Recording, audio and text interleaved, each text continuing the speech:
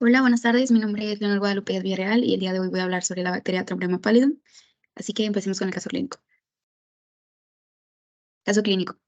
Dice, masculino de 22 años sin antecedentes clínicos de importancia acude a consulta junto con su pareja por presentar ampollas indoloras en el pene. Comenta que tuvo relaciones sexuales con otra persona aparte de su pareja hace aproximadamente 2 meses y que no tuvieron protección. Refiere que le molestaba ir al baño con esas ampollas y decidió acudir a consulta. A la exploración física se reporta una temperatura de 36,8 grados centígrados, frecuencia cardíaca de 105 latidos por minuto, presencia de chancros en el cuerpo del pene, hinchazón del revestimiento rectal. El examen fue una prueba serológica para la detección de anticuerpos contra la sífilis y resultó positivo. Entonces vamos a platicar primero sobre el caso clínico, que son los datos importantes que nos llaman la atención. Primero, que es masculino, 22 años de edad, y acude a consulta por presentar estas ampollas en el pene. ¿Qué pasó? Que tuvo relaciones sexuales con otra persona aparte de su pareja y no tuvieron protección.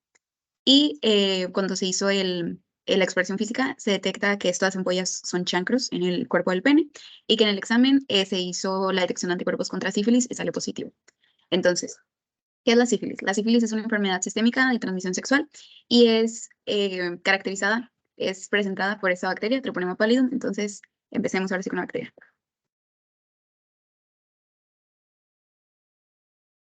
Ok, entonces, como mencioné, datos relevantes: paciente 22 años, vida sexual activa, varias parejas sexuales, relación sexual sin condón, chacro indoloro, que es muy importante decir que es indoloro, más adelante lo voy a volver a mencionar, y en el examen que resultó positivo contra anticuerpos de sífilis. Ok, bueno, vamos a hablar primero sobre la bacteria, muy general. La bacteria, pues una bacteria sabemos que es un organismo que inflama, invade o destruye órganos. En este caso, la bacteria es Treponema pallidum. Es una espiroqueta gram negativa, es una bacteria anaerobia, quiere decir que no necesita oxígeno para sobrevivir. Es una bacteria larga y delgada, es muy difícil de ver en microscopio, entonces es muy común que se use en microscopios de campo oscuro. Es altamente contagiosa, tiene una membrana externa y una membrana interna, y tiene dos pues, proteínas importantes, como es la adhesina, que ayuda a la fibronectina, que es la que hace que la bacteria se pegue a células sanas del cuerpo y se pueda, pues sí, que pueda contagiar a las células, y la otra es hialuronidasa, que ayuda a la diseminación de esa bacteria. Entonces, eso es lo general de la bacteria, como ya mencioné. Tiene flagelos y va a ser pues lo que le va a ayudar a la movilidad. Y aquí podemos hacer un diagnóstico diferencial porque hay unas bacterias como son Helicobacter pylori y Clostridium difficile que tienen el flagelo perítrico, y Treponema pallidum no lo tiene, perítrico. Entonces ese es el primer diagnóstico diferencial. Y con la epidemiología, hombres y mujeres de 15 a 50 años, que es lo que se considera el promedio de vida sexual activa, que tenga una vida sexual activa del paciente, varias parejas sexuales, y que tenga VIH, que pues es un paciente, una persona que está inmunocomprometida. Entonces, si tú estás inmunocomprometido, es más fácil que una bacteria pues te haga más daño. Sea bacteria, virus, es más fácil que te afecte más. Entonces, si relacionamos la epidemiología con nuestro paciente, hombre de 22 años de edad, vida sexual activa, varias parejas sexuales. Entonces, sí cabe dentro del parámetro de epidemiología. Ahora vamos a ver la patogenia, cómo se contagia esta enfermedad. Hay varias medios. El primero es, pues como ya sabemos, es por transmisión sexual, por fluidos de transmisión sexual. La otra es por sangre y la tercera es congénita. ¿Qué quiere decir congénita? Que si una mamá está embarazada y tiene esta bacteria, Treponema pallidum, hay dos opciones. Bueno, hay dos vías. O está embarazada y durante el embarazo el bebé puede llegar a puede llegar a tener malformaciones, que vamos a hablar un poquito más adelante de eso, o en el momento del parto, si el parto es vaginal, pues ¿dónde se va a encontrar esa bacteria? En la zona genital, sobre todo en la zona genital, no nada más ahí. Pero ¿qué va a pasar si el parto es vaginal y están todas las bacterias ahí en los genitales? Pues el bebé va a pasar y se va a infectar de esa bacteria, que va a tener repercusiones que, como lo dije, vamos a hablar un poquito más adelante. Entonces, contacto sexual, por secreciones, transmisión congénita, y también por la adhesión e invasión de células epiteliales de la mucosa genital, pues como es en el caso del bebé que está pasando por la vagina al momento del parto. Tenemos unos términos médicos que son importantes de recalcar ahorita al inicio para cuando los vaya a mencionar se puedan entender más fácilmente. Primero, un chancro, que es lo que el paciente tenía en el cuerpo del pene, que es una ulceración que puede extenderse y destruye los tejidos alrededor. El segundo es un exantema, que eso lo vamos a ver porque la sífilis se divide en tres etapas: primaria, secundaria y terciaria. En la primaria es lo más importante son los chancros. En la segunda lo más importante es ese exantema o sarpullido, y en la tercera son las gomas o los granulomas que vamos a mencionar. Entonces el exantema es una erupción de la piel de color rojo extenso, como se puede observar aquí en esta foto de la mano, y esto es un chancro y el chancro se encuentra en el cuerpo del pene. lesiones maculopapulares, que son erupciones agudas y generalizadas, y linfadenopatías, que es inflamación de los ganglios linfáticos, eso que también lo vamos a mencionar más adelante, pero vamos a discutir estos términos primero para que cuando lo volvamos a mencionar, pues ya tengamos una idea de qué es.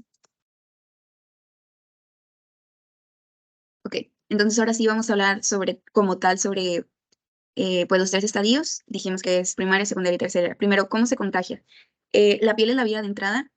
Normalmente se debe a laceraciones, ulceraciones, etcétera, heridas, pero lo que la mayoría creemos es que son heridas grandes, son heridas que se pueden ver a simple vista y la realidad es otra. Pueden ser heridas macroscópicas o microscópicas. Entonces, por eso es muy peligroso, porque es muy contagioso, pero también nosotros como personal de salud es muy importante que siempre portemos guantes. ¿Por qué? Porque si en la exploración física, por ejemplo, que se le hayamos hecho al paciente que tiene chancros en el cuerpo del pene, y no usamos guantes, el chancro es literal, tiene literalmente Treponema pallidum. Entonces, si nosotros tenemos una cortada que ni nos acordamos o que no se ve, o que en este caso sí se puede ver, nos vamos a infectar directamente de esta bacteria. Entonces, por eso es muy importante el uso de guantes. Entonces, ¿qué va a pasar? Una vez en la piel, la bacteria, el Treponema pallidum, por medio de heridas, va a utilizar sus factores de virulencia para generar una obliteración de los vasos sanguíneos. ¿Y qué va a pasar? Estos vasos sanguíneos van a disminuir el riego sanguíneo y, por consecuente, se va a formar una ulceración. En este caso, es un chancro. Ok. Este chancro puede salir en cualquier parte de la piel, pero es mucho más común que ocurra en la zona genital, tanto en hombres como en mujeres, en la zona genital externa. Como mencionamos, en nuestro paciente ocurrió en el cuerpo del pene. Ok, entonces esa es la primera etapa, la primaria, que puede ocurrir desde los 10 hasta los 90 días después de haber tenido este contacto directo con la bacteria. Y lo más importante, pues es este chancro. Algo bueno de nuestro paciente es que acudió en la primera etapa que podemos diagnosticar más, bueno, podemos tratar más fácil, podemos evitarlo más fácil para que ya no lo siga esparciendo si vuelve a tener otras parejas sexuales. Entonces, eso es algo positivo. Pero ¿qué hubiera pasado si nuestro paciente no le da importancia? ¿Por qué? Porque estos chancros son indoloros en esta bacteria. Otro diagnóstico diferencial que podemos hacer es que hay otra bacteria llamada Haemophilus ducreyi, que también es una enfermedad de transmisión sexual, pero esta bacteria va a producir chancros dolorosos. Entonces, si es sífilis, chancros indoloros. Si es Haemophilus ducreyi, la enfermedad causada por Haemophilus ducreyi, van a ser chancros dolorosos. Entonces, es un diagnóstico diferencial también. Entonces, ¿qué va a pasar? Después de 2 o 3 meses de que pasó que ocurrió este chancro, puede que se desaparezcan solitos. ¿Y qué va a pasar? Que los pacientes van a creer que ya se curaron. ¿Por qué? Porque no les dolieron, ya no los tienen, se curaron mágicamente, pero no es así. ¿Qué va a pasar? Que el Treponema pallidum entró en estado de latencia. Se dirigió a ganglios linfáticos y se va a quedar en sangre, que va a quedar como viviéndose ahí.